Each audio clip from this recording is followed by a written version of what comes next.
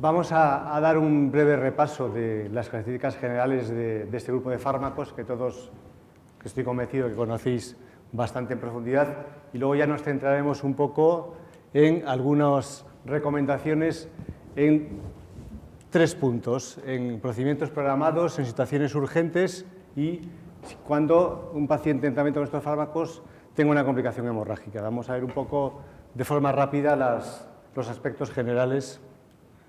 Bien, como sabéis, cuando hablamos de este grupo de fármacos, estamos hablando en realidad de 2 grupos diferentes con diferente mecanismo de acción. El primero de ellos, que está representado por el dabigatran, son fármacos cuyo mecanismo de acción es la inhibición de la trombina, mientras que el otro grupo de fármacos, que está compuesto por 3 fármacos, actualmente 2 de ellos están en España y el tercero está a punto de entrar en el mercado, el mecanismo de acción fundamental es la inhibición del factor desactivado. Desde su aparición han ido ampliándose las indicaciones, de forma que actualmente no solo se utilizan en la profilaxis de la trombosis venosa profunda en pacientes médicos y sobre todo, que es donde empezó en cirugía ortopédica mayor, sino que las indicaciones se han extendido pues, al tratamiento de los episodios de trombosis venosa profunda, de trombolismo pulmonar, tanto en la fase aguda, en la extensión del tratamiento, como en la prevención de recurrencias. También se están empezando a utilizar en el síndrome coronario agudo, pero fundamentalmente donde están teniendo una expansión cada vez más importante es en pacientes con fibrilación auricular permanente o paroxística, en los cuales se están imponiendo de forma progresiva a los fármacos tradicionales. Uno de los motivos por los cuales estos fármacos yo creo que se están imponiendo es por su peculiar perfil farmacocinético. O sea, esto ha hecho que se dispare de forma importante el uso clínico de estos fármacos. Si os fijáis un poco, vamos a repasar un poco algunas características que yo creo que son interesantes. O sea, son fármacos que podemos administrar siempre con la misma dosis. Y eso es muy importante para el paciente, bien sea 1 o 2 veces al día, pero es un aspecto que facilita mucho el cumplimiento terapéutico. Tienen un inicio de acción muy rápido, de forma que entre 2 y 4 horas todos los compuestos ya han alcanzado niveles plasmáticos, el pico plasmático, con lo cual enseguida estamos beneficiándonos de ese efecto anticoagulante. Tienen una vida media corta, apenas tienen interacciones farmacológicas y fundamentalmente, que es un aspecto muy llamativo, es que no precisan ninguna monitorización del efecto anticoagulante. Quería un poco destacar de esta gráfica 2 aspectos que luego, como todos sabéis, hay que tener muy en cuenta a la hora de manejar estos fármacos. Uno es la vida media, que es una vida media corta que oscila pues, entre 8 y 15 horas más o menos en conjunto, y luego el porcentaje de eliminación renal, que está en torno a un 30% en los fármacos inhibidores del factor desactivado y en torno al 80% en el dabigatran, el inhibidor de la trombina. Esos son los 2 aspectos más importantes a tener en cuenta a la hora de manejar estos fármacos. Bien, como todos los fármacos, evidentemente, alguna limitación, alguna pega tienen. Pues estos fármacos no se han testado durante el embarazo y la lactancia. Hay un límite arbitrario en pacientes obesos que en varios estudios están 130 kilos, con lo cual pues, es un campo que todavía está por desarrollar. No se recomienda su uso en pacientes con enfermedad hepática severa ni con fallo renal. Trombosis venosa profunda en localizaciones atípicas, en pacientes oncológicos y sobre todo en trombosis arterial y en pacientes portadores de válvulas mecánicas es un campo en el que aún está muy lejos de desarrollar y la verdad es que bueno, pues es una de las cosas que habría que mejorar, ¿no? No hay que olvidar que aunque apenas tienen interacciones, tienen algunas significativas, ¿no? Fundamentalmente con algunos antifúngicos, con algunos macrólidos, pero normalmente son poco importantes en los pacientes comunes. Y los 2 problemas más importantes pues van a ser, el primero, como todo fármaco que inhibe la hemostasia, la posibilidad de tener complicaciones hemorrágicas, y el segundo, que son fármacos que tenemos problemas de monitorización. No está indicada monitorizar los fármacos, pero cuando queremos saber dónde estamos, tenemos problemas habitualmente. Bien, en general, las recomendaciones lo que nos dicen es que al inicio del tratamiento pues hay que hacer un perfil hepático, un hemograma y un incremento de creatina que se recomienda pues, repetir al menos cada año o siempre que haya alguna circunstancia que haya podido producir un cambio en la función renal de ese paciente. Pero el efecto anticoagulante, en principio, no hay que evaluarlo nunca, pues fundamentalmente solo en situaciones de urgencia, pues en pacientes ante un trauma, ante un episodio hemorrágico o cuando nos enfrentemos a un procedimiento urgente o emergente. Esos son los momentos de especial conflicto que vamos a encontrar. Bien, ¿cuál es el problema más importante? Pues que la monitorización convencional que utilizamos a diario no nos sirve para estos fármacos. Es decir, que no podemos evaluar en qué nivel, en qué rango de anticoagulación están con los medios que disponemos habitualmente. Estos fármacos requieren test específicos. Los más utilizados, o al menos los que yo espero que estén pronto disponibles, son el tiempo de trombina diluido, que sería el recomendado para el dabigatran, y los test cromogénicos específicos anti-10A para cada fármaco inhibidor del factor 10 activado. Luego tenemos algunos tiempos que utilizan, que siempre se nombran en todos los trabajos experimentales, como el tiempo de Carina o el tiempo de generación de trombina, pero realmente tenemos un problema a la hora de enfrentarnos con estos fármacos. Es algo que hay que tener en cuenta y que vamos a ver cómo podemos solventar esta pega, ¿no? Bien, a nivel práctico, ¿qué podemos hacer? Ya he dicho que el test de elección, el método de elección para el dabigatran es el tiempo de trombina diluido y que en los inhibidores del factor 10 activado, en los 3, que aquí no está el edoxaban, es el test cromonogénico específico de cada fármaco. Pero es cierto que en determinadas circunstancias el tiempo de tromoplastina parcial activada nos puede servir para evaluar el efecto anticoagulante residual del dabigatran y que el tiempo de protrombina nos puede servir para evaluar el efecto anticoagulante residual del rivaroxaban, solo del rivaroxaban, no del apixaban ni del edoxaban. Eso es un dato a tener en cuenta importante. Con lo cual, a nivel práctico, si no disponemos todavía de los test específicos, tenemos que recurrir a estos test convencionales y vamos a ver un poquito más adelante cómo podemos sacarles partido. Y bueno, para terminar esta parte, un último aspecto muy importante y que yo creo que ha supuesto el gran cambio con estos fármacos es la gran seguridad y el bajo índice de complicaciones hemorrágicas que tienen estos fármacos al compararlos con los anticoagulantes clásicos, con los antivitamina K. O sea, cuando comparamos cualquier fármaco con cualquier régimen de dosificación, la incidencia de complicaciones hemorrágicas mayores es muy inferior, o bueno, tampoco muy inferior, netamente inferior a la observada con los antivitamina K, en todos los fármacos. Y lo que es más importante es que las complicaciones hemorrágicas intracerebrales descienden de forma bastante significativa. Veis que en la mayoría de los casos están en torno a 1/3, con lo cual eso es un dato que es muy importante de cara al pronóstico de nuestros pacientes. Por lo que respecta a las complicaciones gastrointestinales, en todos los trabajos iniciales, en cuanto a la fase de lanzamiento, en los primeros trabajos, sí que se detectaba un incremento de las complicaciones hemorrágicas gastrointestinales, pero la verdad es que ya con la práctica clínica habitual, esta incidencia no está tan clara que sea mayor.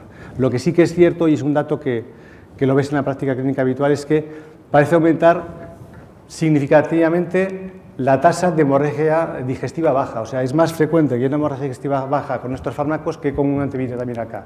O al menos eso es lo que parece. Como siempre, si tenemos una complicación hemorrágica, habrá que evaluar la repercusión clínica, qué tenemos que hacer, si requiere un procedimiento quirúrgico, un procedimiento invasivo, necesitamos revertir la anticoagulación, es decir, tenemos que desarrollar protocolos específicos para estos productos en cada centro, protocolos que se adapten a nuestras particularidades. En función de la logística, de disposición de banco de sangre, de determinados productos, hay que hacer protocolos propios y eso es un dato muy importante con estos fármacos. Bien, una vez que hemos sacado este repaso así breve, que yo creo que era un poco para refrescar las ideas, vamos a centrarnos un poquito en las recomendaciones actuales, ¿vale? Cuando aparecieron estos fármacos, pues eso, crearon mucha expectación, mucho entusiasmo y enseguida hubo muchos grupos de trabajo, incluido el nuestro, que empezaron pues, a calibrar un poco cómo había que manejar estos fármacos, qué aspectos eran positivos, qué problemas podíamos enfrentarnos. Y la verdad es que hubo un aluvión de trabajos y que, bueno, más o menos todos iban en la misma línea, que básicamente se basaban en unos principios que estamos utilizando con los fármacos antivitamina K y con la pega, que es que todas las recomendaciones que hacíamos estaban basadas en parámetros farmacocinéticos y farmacodinámicos. No teníamos experiencia, con lo cual eran bastante, no sé, tibias, llamémoslas, eran, bueno, muy prudentes en general, ¿no? Ahora mismo, después de varios años de experiencia, tenemos muchos datos clínicos del uso de estos fármacos. De hecho, hay un 10 o un 15% de pacientes en tratamiento de nuestros fármacos que todos los años están sometidos a procedimientos invasivos de distinta naturaleza, con lo cual eso nos aporta mucha información. Todo esto se publica en forma de registros de agencias de control, en publicaciones, en case report, entonces cada vez tenemos más información, con lo cual ahora mismo las recomendaciones están basadas más en la práctica clínica habitual que en parámetros únicamente farmacocinéticos. Es un dato muy importante.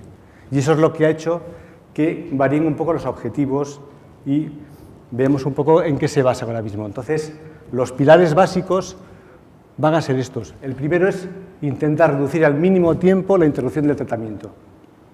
Eso es algo que siempre tenemos en mente con cualquier fármaco anticoagulante. Eso no es nuevo, evidentemente. El segundo es prácticamente eliminar la terapia puente, es decir, únicamente se recomienda actualmente limitar las situaciones excepcionales en pacientes que tengan un especial riesgo trombótico y siempre de forma consensuada, evaluando caso a caso entre los diversos departamentos implicados. La tercera es que hay que intentar siempre considerar las características propias, tanto del fármaco como del proceso al que se va a enfrentar el paciente. Eso es un dato tan muy importante. Hay que bajar un poco más a pie de paciente para hacer estas cosas. Y además, bueno, se están intentando precisar las indicaciones de monitorización, un poco intentando fijar un poco más en detalle esas indicaciones. De esta forma, lo que hace menos de un año eran recomendaciones muy válidas, como esta, que nosotros publicamos hace pues, escasamente un año, ahora mismo han perdido bastante valor, porque aunque los datos son muy parecidos, ya no tienen la fuerza que tenían antes. Bien, vamos a ver de forma un poco más detallada qué es lo que se recomienda en los procedimientos programados con estos fármacos. Ahí, ¿no? Vale. Ahí, perdón, me parece que me he ido dos. Bien, fíjense en la parte izquierda de la tabla, que es la que he intentado resaltar para ver qué se recomienda ante un paciente que se va a enfrentar a un procedimiento cuyo riesgo hemorrágico está catalogado como leve. Claro, eso va a depender mucho de la idiosincrasia del hospital, etcétera, pero básicamente van a ser intervenciones dentales, dermatológicas, cirugía oftalmológica de cámara anterior, cirugía de otorrino del conducto, cirugía traumatológica menor, pues una retirada de material de osteosíntesis o la colocación de una placa, biopsias percutáneas, endoscopias digestivas con algunos matices, en fin, ese tipo de situaciones son las que están catalogadas así, pero luego cada centro tendrá que aplicar sus propios criterios, eso es muy importante. Entonces, ¿qué es lo que se recomienda? Lo que se recomienda ahora es que, independientemente del fármaco, o sea, con los 4 fármacos que tenemos, lo único que hay que hacer es que el paciente no tome el fármaco ni la víspera por la tarde, ni la mañana de intervención. Y con esa interrupción vaya a la cirugía. Si el procedimiento transcurre sin incidencias y va todo bien, lo que se recomienda es volver al tratamiento a la hora habitual, pero que asegurándonos que hayan pasado al menos 6 horas desde el fin del procedimiento. Como ven, esta es una recomendación cuya fuerza es escasa, ¿no? Pero bueno, es algo que es un poco novedoso respecto a lo que teníamos hasta ahora. En esta gráfica he intentado un poco representar qué es lo que pasaría con un paciente, ¿no? Pues tenemos un paciente que toma 2 comprimidos al día, de un régimen de cada 12 horas, el día anterior solo tomaría por la mañana se saltaría 2 tomas. En caso de que no hubiera problemas, podríamos plantearnos empezar la dosis esa misma tarde, si se ha hecho el procedimiento por la mañana, y ya luego seguir con su régimen normal. Si fuera una toma única por la mañana, solo se saltaría una toma y únicamente el día de la cirugía y al día siguiente volvía a su régimen normal. Y en el caso de que fuera una toma solo por la tarde, únicamente se saltaría la toma del día anterior. Cabe la posibilidad de volver a iniciar el tratamiento el mismo día del procedimiento, pasar 6 horas, o, de forma más sencilla, empezar al día siguiente. Es un procedimiento que es bastante sencillo de explicar y yo creo que a los pacientes les íbamos a poner pocos problemas, ¿no? Yo siempre que pienso en estos regímenes me acuerdo eso de mi madre y de gente de cierta edad a los cuales cualquier cambio que les hagas les trastorna totalmente. Yo creo que este es un régimen bastante sencillo. Bien, en esta parte está lo que se recomienda actualmente a los pacientes con riesgo hemorrágico elevado. Aquí ya cambia la situación. Aquí ya vemos que la recomendación para los inhibidores del factor X activado es diferente que para el dabigatran. ¿Qué se recomienda? En estos 3 fármacos, el rivaroxaban, el apixaban y el edoxaban, en pacientes con un aclaramiento por encima de 30 litros por minuto, es decir, en los que está por debajo ya saben que no se recomienda utilizar estos fármacos. Lo que dicen las recomendaciones es que la última dosis hay que tomarla 3 días antes del procedimiento previsto, mientras que en el caso del dabigatran, en pacientes que tengan un aclaramiento por encima de 50, la última dosis sería 4 días antes, y en pacientes que tengan un aclaramiento entre 30 y 50, 5 días antes. La primera cosa que hay que tener clara es que cualquier paciente que vaya a someterse a un procedimiento del tipo que sea, que tenga un riesgo hemorrágico moderado o alto, necesita una evaluación de la función renal. Eso es un dato que siempre hay que tener en cuenta, ¿no? Entonces, el aspecto más llamativo de esto es que desaparece la terapia puente, como ven. Ya no hay ese relax con las heparinas bajo ese molecular, no se recomienda. Solo se recomienda, como hemos dicho antes, en circunstancias excepcionales y en pacientes muy concretos. Si todo ha ido sin problemas, bueno, pues uno puede iniciar con el mismo fármaco, si es la costumbre, el tratamiento a dosis profilácticas, siempre que hayan transcurrido 6 horas, o empezar con una heparina bajo peso molecular o el protocolo que tengas en tu hospital. Mientras que la dosis anticoagulante se recomienda iniciarla, esto que es un poco ambiguo, en cuanto la hemostasia lo permita. Por eso ya hay que aplicar criterios locales, evidentemente, pero bueno, siempre el intervalo que se recomienda es que hayan transcurrido al menos 24 horas desde el procedimiento. Entonces es un esquema similar al anterior, en el que vemos que en el caso del dabigatran, pues un paciente que lo haya tomado 4 días antes se saltaría 1, 2, 3, 4 tomas, es decir, 24, 48, 72 horas por lo menos antes del procedimiento, con lo cual vamos con bastantes garantías. Antes se hablaba de 2 vidas medias, de 3 vidas medias, y esto es un intervalo de seguridad bastante importante. A las 6 horas, bueno, para transcurrir 6 horas se puede empezar con la profilaxis y a partir del primer día podemos plantearnos ya empezar otra vez con las dosis plenas. En el caso de los inhibidores del factor 10, pues lo mismo, el día -3 tomarían su tratamiento habitual, se saltarían estas tomas y estaríamos en la misma situación que antes. Es decir, son regímenes bastante sencillos de aplicar y que, bueno, son un cambio sustancial respecto a lo que se recomendaba hasta hace muy poco tiempo. Bien, estas recomendaciones están aquí un poco recogidas. Este es un artículo de la Sociedad Suiza en el cual hacen básicamente lo mismo. La única diferencia es que ellos, en pacientes con un aclaramiento renal muy bueno con el dabigatran, o sea, por encima de 80, que en este grupo de edad es bastante poco frecuente, o sea, en pacientes ya añosos y demás, pues ellos bajan el intervalo de seguridad a 3 días, como en el caso de los anti-10A, pero por lo demás es idéntico a lo que hemos comentado. Bien, ¿qué pasa ante procedimientos urgentes? Bueno, esto es unas recomendaciones que hicieron ya en el 2013. Hay un grupo francés muy activo, que está formado por gente muy conocida, que se llama el Grupo Francés de Interés en Hemostasia Perioperatoria, que llevan muchísimos años trabajando en este tema y en todo relacionado con la hemostasia. Entonces, un grupo de gente muy activa y que está pues, siempre en vanguardia y pues, haciendo muchos trabajos experimentales y sacando datos muy interesantes. Entonces, ellos hicieron en 2013 recomendaciones basadas en la monitorización de niveles plasmáticos. Esto sería una indicación, un procedimiento urgente, si pudiéramos estar en niveles plasmáticos sería fantástico. Entonces, ¿qué decían ellos? Bueno, pues cuando tengamos niveles por debajo de 30 nanogramos, podemos hacer lo que tengamos previsto sin ningún problema.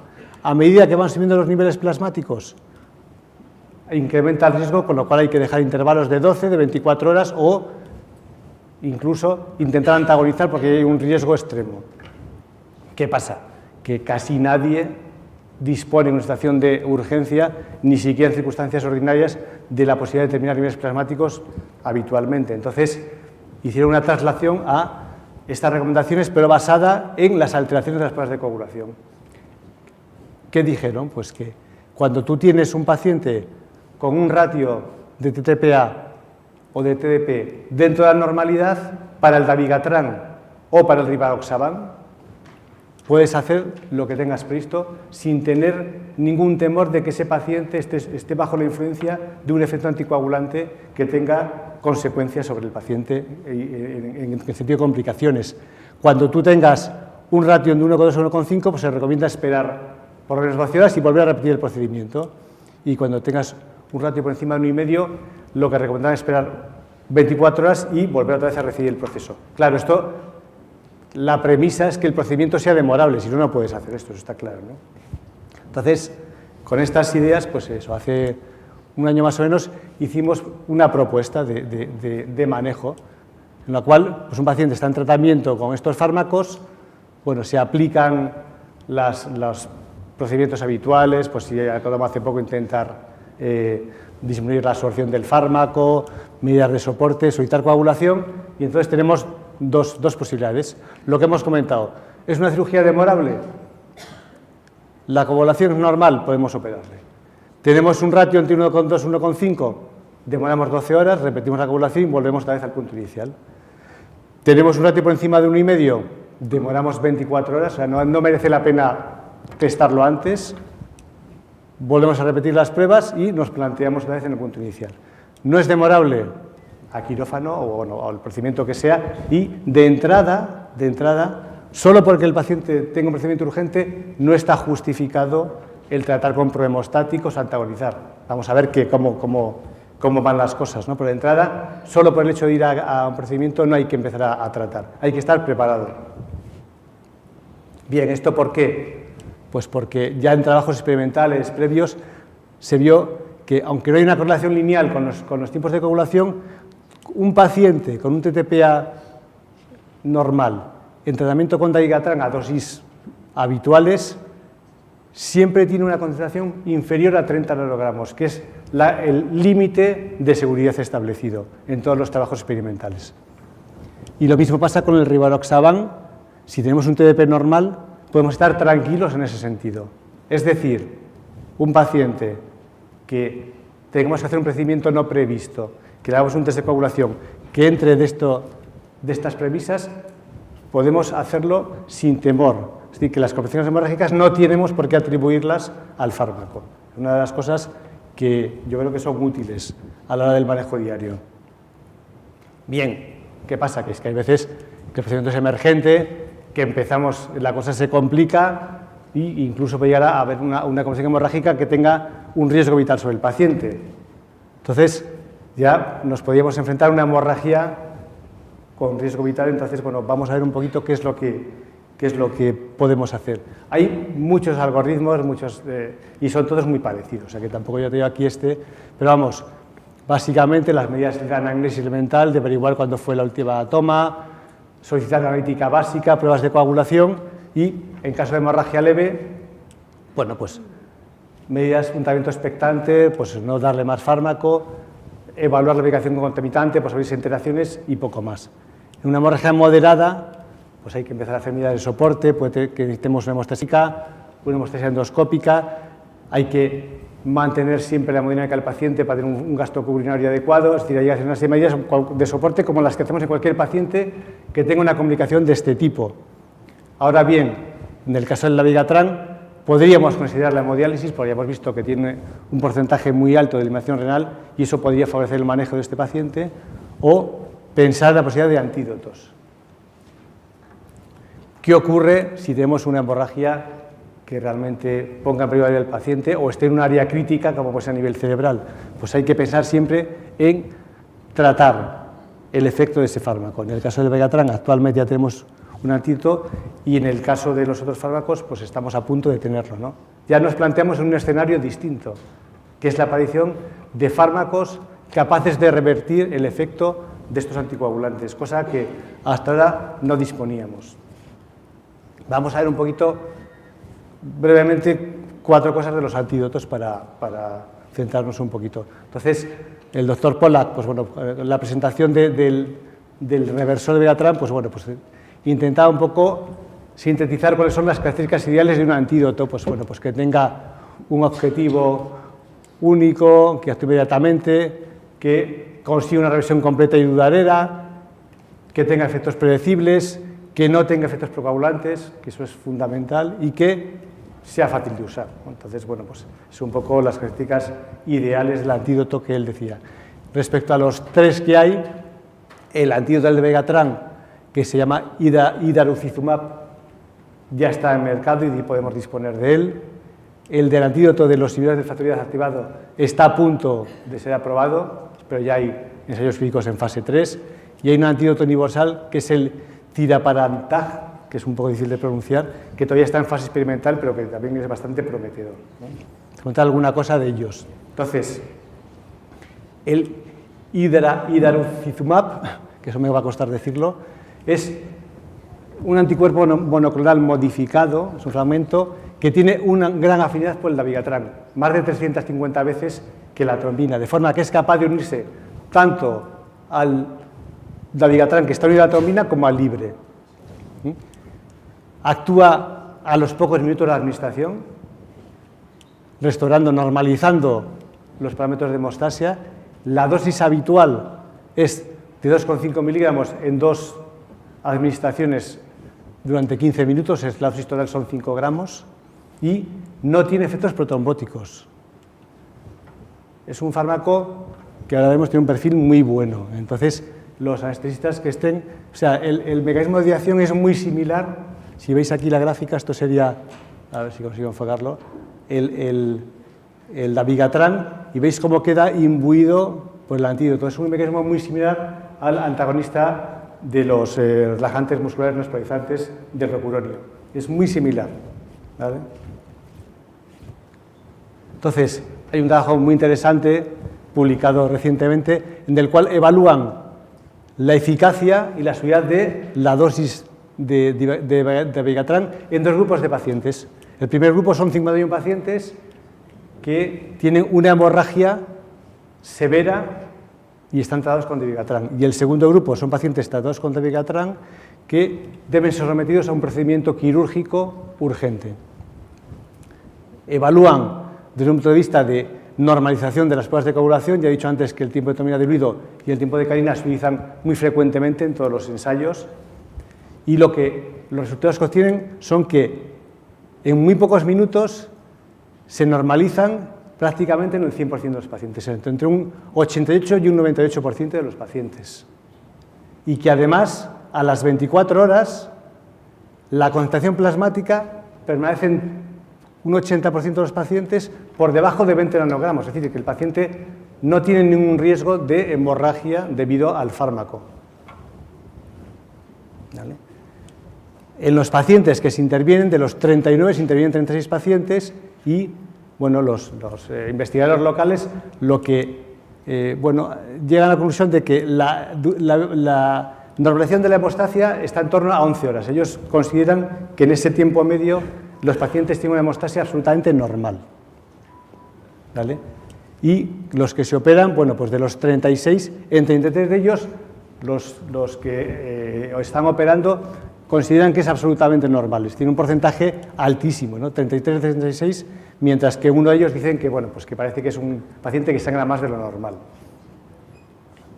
Bien, ¿qué tipos de hemorragias? Pues bueno, pues predominan las hemorragias intracraneales y las gastrointestinales. mientras las intervenciones son intervenciones de todo tipo, algunas con elevado riesgo hemorrágico y otras, bueno, pues como pues había alguna, pues una apendicitis, drenaje de accesos, otras con bastante menos, pero hay un poco de todo tipo de intervenciones y fundamentalmente la población es una población de riesgo. También hay pacientes traumáticos, pues 9 pacientes, o sea que es una muestra bastante representativa de lo que nos vamos a encontrar día a día. ¿Son fármacos seguros? Bueno, pues en este estudio hicieron un seguimiento durante 90 días y encontraron una incidencia de eventos trombóticos muy baja, menor del 6%. En concreto, solo 5 pacientes tuvieron complicaciones trombóticas. Uno a los 2 días, que tuvo un episodio de trombosis venosa profunda con una embolia pulmonar. Otro a los 7 días, con trombosis venosa profunda. Otro, igual que el primero, a los 9 días. Es decir, eventos isquémicos, pero en un porcentaje bajísimo. Algo que hay que tener muy en cuenta es que en ninguno de estos pacientes se había reiniciado el tratamiento anticoagulante ni a dosis profilácticas ni a dosis terapéuticas, con lo cual es un dato muy a tener en cuenta, como luego comentaremos. Y luego tiene una mortalidad observada de 18 pacientes, o sea, en torno a un 20%, bueno, pues que dadas las características del grupo, bueno, yo creo que es bastante razonable. Respecto al antagonista de los inhibidores del factor activado, se llama andesanet alfa y en principio es capaz, bueno, es un factor 10 modificado recombinante que tiene una alta afinidad también por el factor 10. Entonces es capaz de inhibir la acción anticoagulante del apixaban, rivaroxaban, edoxaban, pero también de fármacos como el fondaparinux o las heparinas de bajo peso molecular. La dosis habitual son 400 miligramos en bolo, seguido de una perfusión de 2 horas de 4 miligramos minuto, o sea que serían unos 480, esa es la dosis habitual, y en principio tampoco se atribuyen efectos protrombóticos, pero sí que es cierto que parece que hay una disminución de la actividad del inhibidor, el activador de la vía del factor tisular, o sea que hay algo por ahí que todavía no está muy claro, ¿de acuerdo?, en cuanto a esto. Este es un trabajo también de este año, el otro era del año pasado, en el cual evalúan 67 pacientes con hemorragia crítica, tratándoles con el régimen habitual y con un seguimiento de 30 días. Finalmente, estos 67 pacientes, al final solo se evaluaron a 47 de ellos. Entonces, los resultados también son francamente buenos, es decir, que en el 90%, 89 y 93% de los pacientes, los test de coagulación se normalizaron en pocos minutos y este efecto permanecía 12 horas después en la mayoría de los pacientes, en 37 de 47, y que es un fármaco también de una gran eficacia. ¿Qué pegas o qué cosas digo yo un poco que merece la pena destacar? Pues uno, el escaso número de pacientes son 47, pero es que además, claro, son pocos pacientes, pero hay pocos pacientes de cada fármaco, es decir, solo hay 26 con rivaroxaban, 20 con apixaban y solo 1 con heparina. O sea, que la muestra no es muy representativa, con lo cual es un dato a tener en cuenta. Respecto a la hemorragia, también predominaron las hemorragias intracraneales y las gastrointestinales, y luego se utilizaban 2 regímenes de tratamiento. La mayoría, el que hemos comentado, de 400 más 480 en 2 horas, y en aquellos pacientes que no tenían claro cuándo se había tomado la última dosis o que se había tomado menos de 7 horas, utilizaron el doble, 800 y 960 en perfusión. Pero vamos, son pocos pacientes. Bien, respecto a seguridad, pues efectivamente son fármacos seguros, pero en este caso la incidencia de eventos trombóticos es bastante superior a la anterior, es un 18%. Y la incidencia de mortalidad es parecida, está en torno al 15%. Quiere decir que son fármacos seguros, pero bueno, yo creo que este ensayo clínico es un poco, tiene algunas lagunas respecto al anterior, sobre todo por el número de pacientes, pero sigue siendo un fármaco muy prometedor, porque ya han visto que publicar en New England con 60 pacientes, eso no lo hace nadie, si no es una cosa tan interesante, ¿no? Bien, el tercer antídoto, que es un antídoto universal. El ciraparantag es un antídoto universal, es una molécula sintética que es capaz de inhibir a los inhibidores del factor 10 activado, a los inhibidores de la trombina, a la heparina no fraccionada, a la apnea bajo supramolecular, al fondaparinus, eso es el antídoto ideal en principio, ¿no? Si funciona. La dosis estimada son de 100 miligramos y los estudios que hay estudios ya en voluntarios sanos, en principio no parece que haya efectos protrombóticos, pero todavía no hay datos de ensayos un poco más serios, ¿vale? Esta tabla resume un poquito todo lo que hemos comentado y vamos, yo creo que no merece la pena pararnos más. Bien, un poco para resumir, tenemos un paciente en tratamiento de nuestros fármacos que bien porque tiene una hemorragia severa o bien porque va a ser sometido a procedimiento urgente, pues hay que evaluarle, yo creo que siempre desde dos puntos de vista. Uno, desde el punto de vista farmacológico, valorando qué fármaco tomaba, el tipo de última dosis, valorando la función renal, pruebas de coagulación, pero fundamentalmente desde el punto de vista clínico, es decir, qué repercusión tiene esa hemorragia. Si tenemos identificado el punto de sangrado, si tenemos una buena evaluación entre el riesgo trombótico y hemorrágico de ese paciente y si necesitamos someter un procedimiento invasivo, quirúrgico o no. Son dos cosas que siempre hay que decidir cuanto antes. Bien, pues si el paciente evoluciona por la rama más favorable, es decir, tiene una hemorragia leve, moderada, la cirugía es demorable, bueno, pues las medidas que hemos comentado. Separa, por supuesto, el fármaco, compresión mecánica, medidas de soporte y, bueno, pues si hace falta hacer un procedimiento quirúrgico menor, pues se hace. Pero vamos, en principio, esto nos daría pocos problemas. Los problemas serían cuando tenemos un paciente pues, que está inestable hemodinámicamente, que tiene una hemorragia en un sitio crítico o es una hemorragia que tiene una gran repercusión y que no podemos controlarla. Entonces, además de estas medidas generales, hay que considerar la administración de antídotos. Yo creo que ante una situación de este tipo, actualmente sí que está justificado el utilizar el antídoto del dabigatran. De momento, que yo sepa, no sé qué haya pasado en este último mes, que no está muy conectado, no está todavía disponible el antídoto de los niveles del factor X activado. Por lo tanto, tendríamos que recurrir a la administración de complejo protonolpínico, que es lo que ha demostrado ser más eficaz. Normalmente son dosis altas, por encima de 25 por kilo, pero yo creo que estará disponible en poco tiempo. Yo en estas situaciones sí que está justificado utilizar los antídotos, estas situaciones de riesgo crítico. Bien, y para terminar, unas reflexiones más que conclusiones. Bueno, yo creo que hay que tener claro que cada vez se van a usar más estos fármacos porque tiene un perfil muy favorable y ahora mismo tenemos de un arma que son los antídotos que hasta ahora no teníamos y que yo creo que los hace todavía más interesantes. Que dado que este consumo es previsible que se dispare, es muy importante intentar conseguir tener test adecuados disponibles en todo momento en los hospitales. Por lo menos los sencillos, que serían el TTPA diluido y determinación de anti-10A específicos para cada fármaco. Yo creo que eso es muy importante a corto plazo. Mientras tanto, pues podemos manejarnos pues, con el TTPA y el tipo de protonvina, pero ya habéis visto un poco la limitación que tenemos, ¿no?